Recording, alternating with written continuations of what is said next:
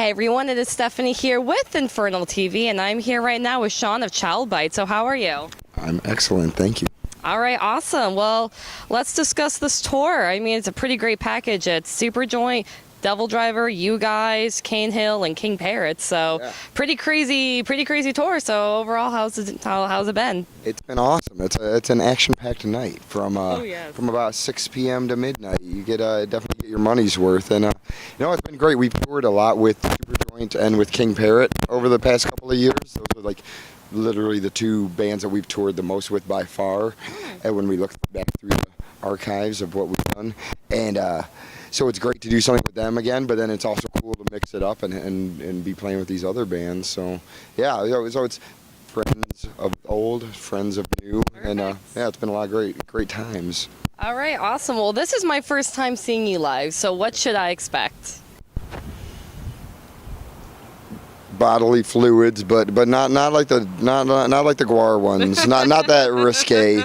There's some sweat and saliva in the whole band, and my thought kind of is that you're gonna go on tour with one of, if not the greatest frontman of heavy metal history. You might want to put a little effort into it and not wimp out, and so that's and plus we're 10 years younger in age and only have to play half as long. So I'm like, hey, we should probably go out there and kill ourselves for 25 to 30 minutes. Perfect. For the audience. For all of you. Yeah, and you too, yeah. Well, awesome. Well, that's a good way to put it. And, well, I was just kind of reading up on your Facebook and your YouTube, and everybody was saying that, wow, you play such a good show. So there's obviously, a very positive feedback on your performance. So overall, how important is it to have a really good live show? I think it's very important. I mean, and old man on the soapbox sort of ish rambling here, where people aren't buying records as much. Like some people are buying records or CDs or downloading paid downloads, but then there's so much streaming and stuff going on that it's really for bands to be able to stay alive and cover the bills.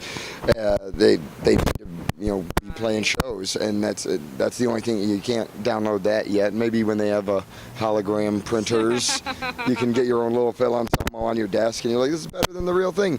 But so I think it's a huge thing, especially for us on these tours, like going out with Phil or other big bands that we've been fortunate enough to support.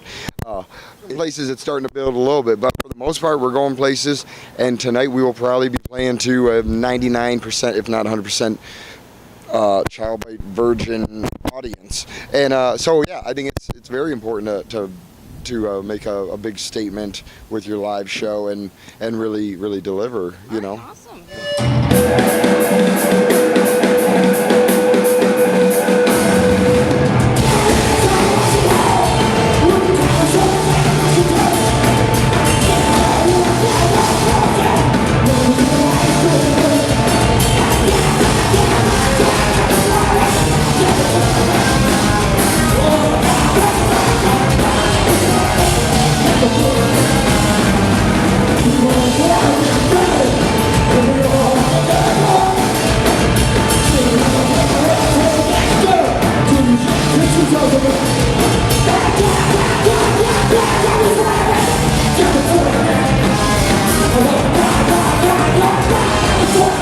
Well, then let's talk about your split with Stunning.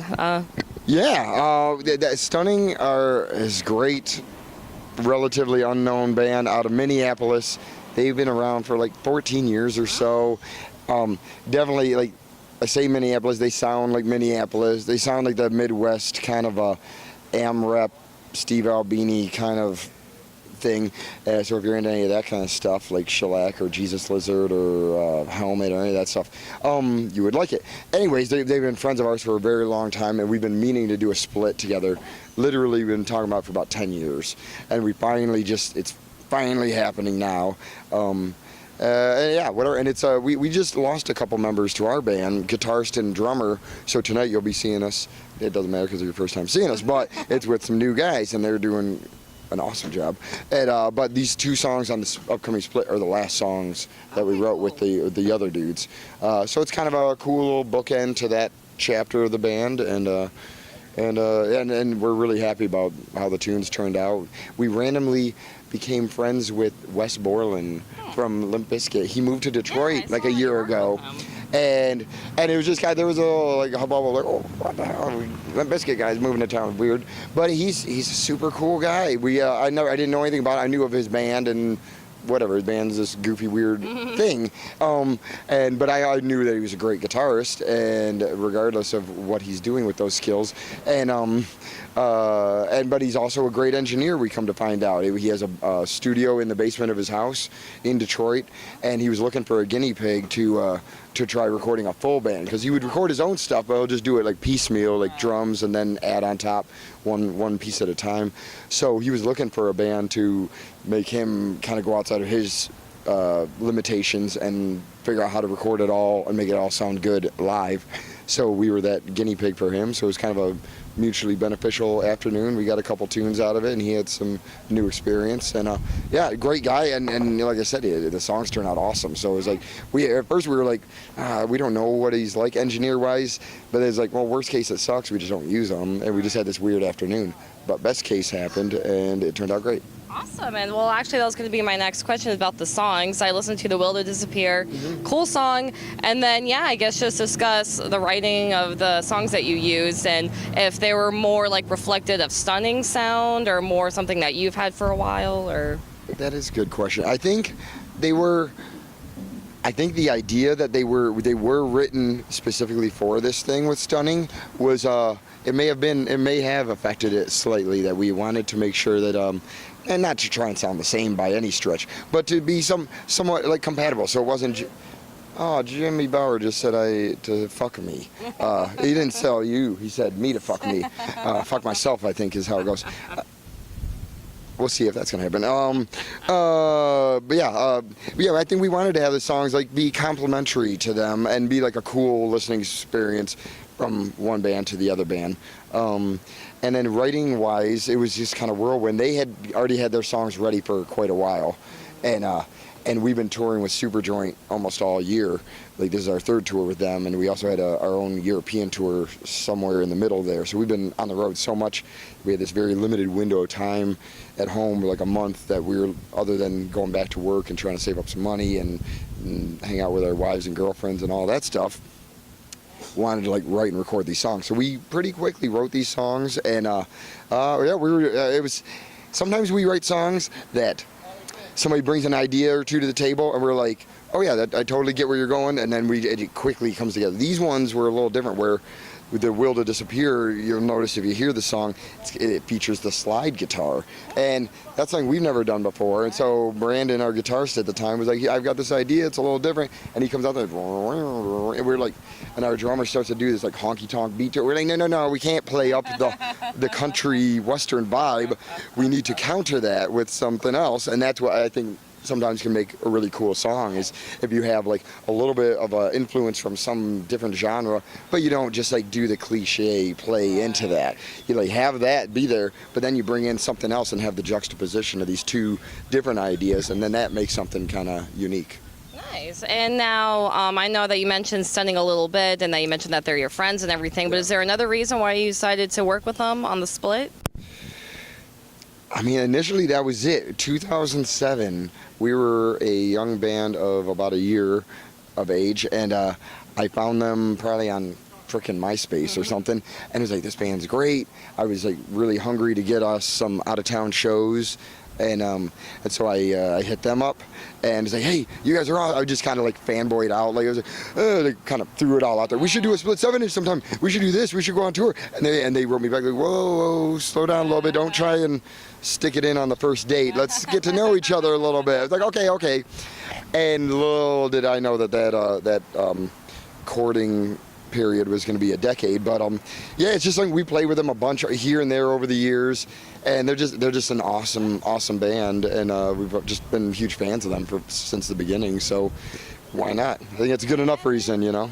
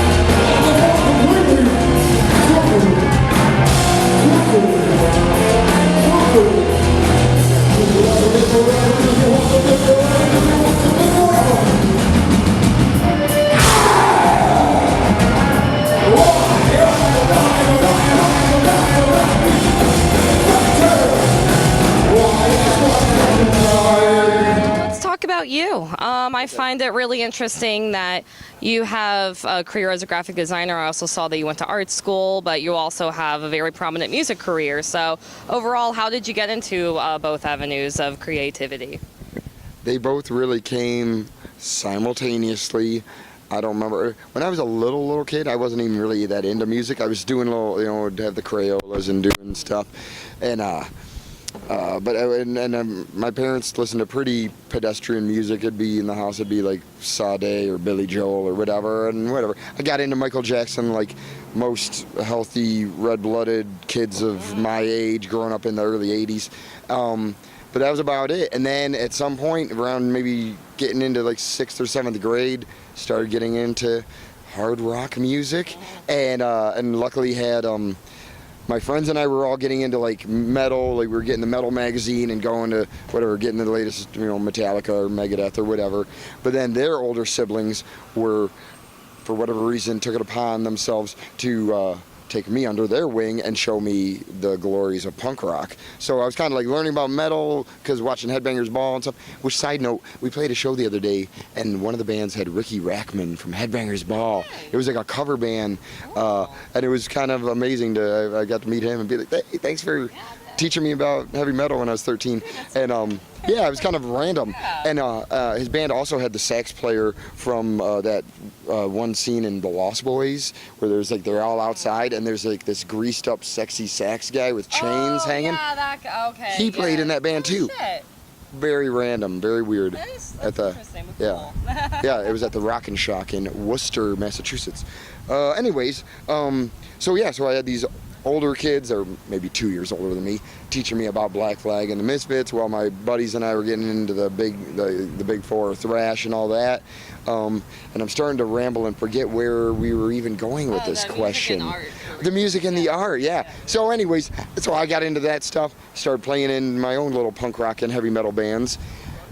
Somebody needed to do the art. I was the most artistically leaning of my bandmates, so it was upon me to do the flyers, do the cassette covers, and it just kind of went from there. So like throughout high school, I kept playing in bands, kept doing like flyers for other bands, album covers, yada yada. And when it came time to move on to college, it was either get a job at a gas station and try and keep on playing with my crappy high school band, or do the slightly more mature and realistic approach of going to college. But I say slightly because I went to art school, so it's kind of college. And but you're still just doing the same shit I was doing since I was 13, just drawing stuff and learning the computer side of things, and it just kept going from there. So yeah, and then after college I started doing bands again, and obviously had a little more art experience behind me, and I just keep going from there. And so now it's cool because it just really, over all of these however many years, has naturally progressed, where now my goofy little punk rock band is actually playing shows with the likes of Dez and Phil and all these guys, and at the same time I'm still doing artwork for like smaller local bands, but then I'll also do like tour shirts for like Faith No More, Napalm Death, a bunch of big bands that I grew up listening to that I'm like, oh crap, they like me, they really like me. Yeah, so it's cool how that's gone, and we'll see. I probably have already peaked and maybe start going downhill from here. Maybe life. Well, yeah. Always room to go up. Oh, okay. That is a good way to look at it. We do feel that way. We always think, we can still. Stay humble.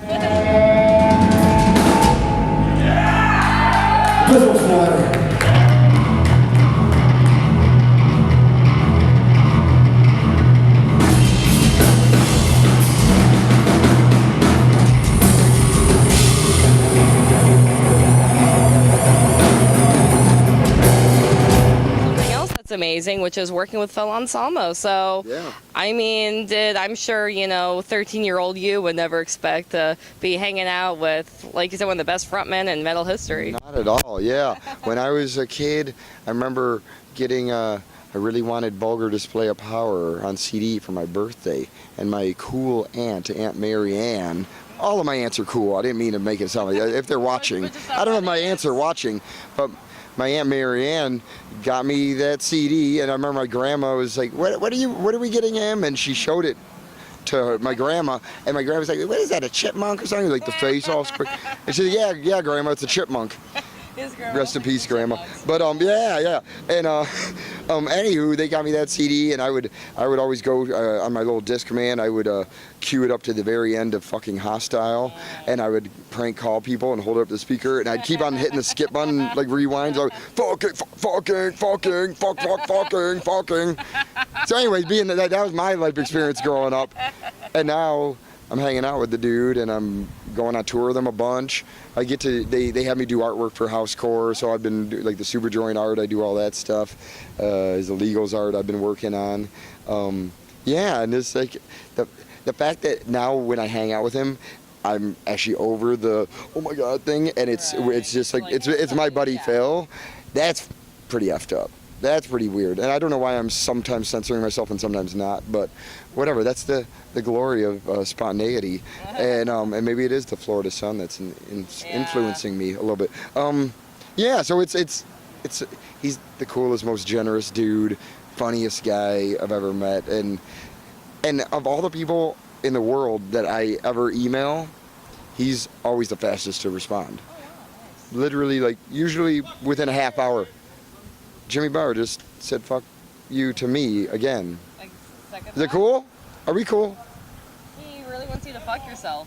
He really does. But I think he wants to watch. I think that's his thing. Okay. So yeah, I've sent him a couple videos, and that's my bad. I've kind of set an expectation, and now he's into it.